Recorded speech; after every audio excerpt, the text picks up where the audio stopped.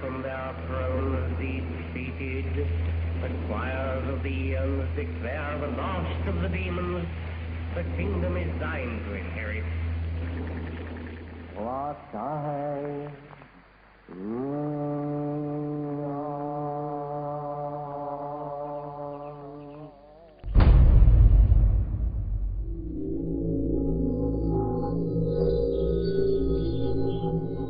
The Golden Dawn's most notorious member was a self-confessed Satanist, Aleister Crowley, who styled himself as the Beast. Crowley was one of the pantheon of cult figures portrayed on the cover of the Beatles record Sgt. Pepper's Lonely Hearts Club Band. Crowley had already been trying to contact the devil in 1898 when he first made contact with the Order of the Golden Dawn. By 1900, Crowley was mingling with the elite of British society, sharing his knowledge of devil worship with leading Masonic politicians, aristocrats, and royalty.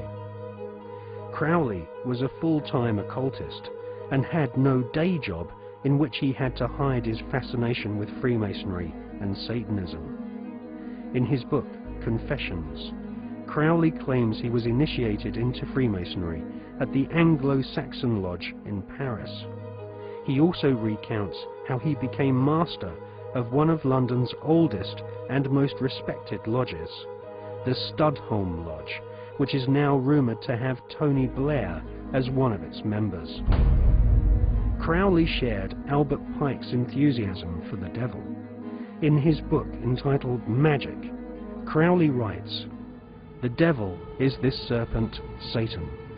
He is life and love. He is light, and his zodiacal image is Capricornus, the leaping goat, the Godhead."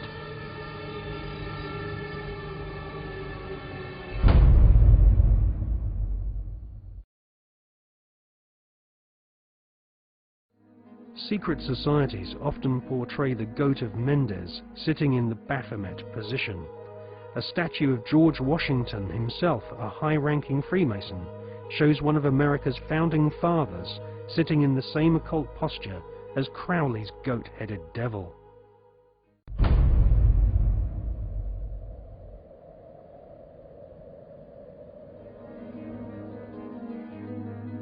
In 1912, Crowley became the British leader of the Ordo Templi Orientis, the OTO, which was a direct descendant to the original Bavarian Illuminati. The OTO was a hardcore satanic secret society, and Crowley devised the initiation ritual around the 33rd degree ceremony of Scottish Rite Freemasonry.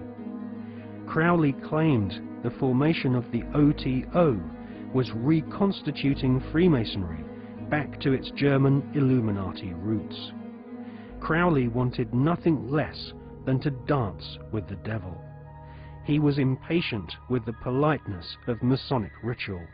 He described basic Freemasonry in the lower ranks as a sinister association for political intrigues and pirates.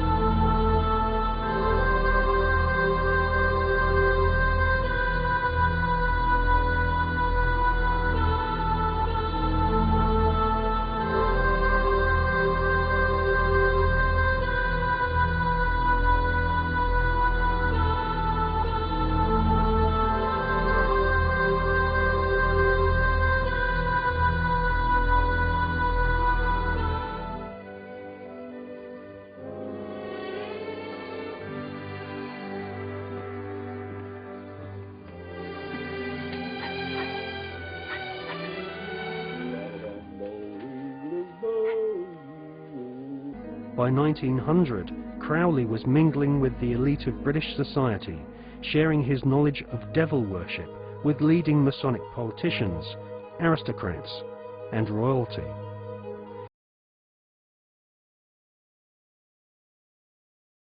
Oh, please, Professor, why can't we go with you and see all the crown heads of Europe? Do you know any? Oh, you mean the thing. Yes, that's right, here. Sit right down here. That's it.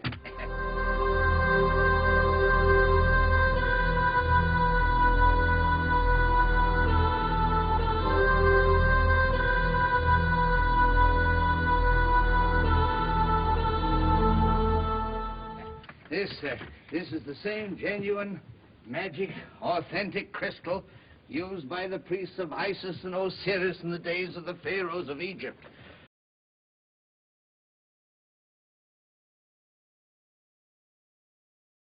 Used by the priests of Isis and Osiris in the days of the pharaohs of Egypt, in which Cleopatra first saw the approach of Julius Caesar and Mark Antony and so on and so on.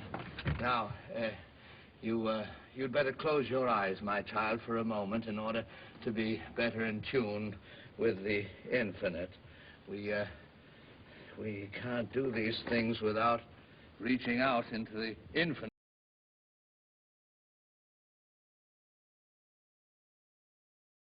Reaching out into the infinite. Yes, that's all right. Now you can open them. We'll gaze into the crystal. What's this I see? A house with a picket fence, and a barn with a weather vane and a running horse. That's our farm. Yeah.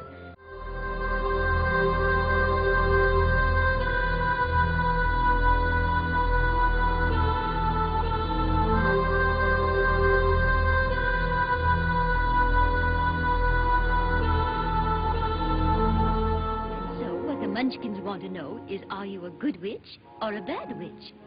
But I've already told you, I'm not a witch at all. Witches are old and ugly. What was that? The Munchkins. They're laughing because I am a witch. I'm Glinda, the Witch of the North. You are?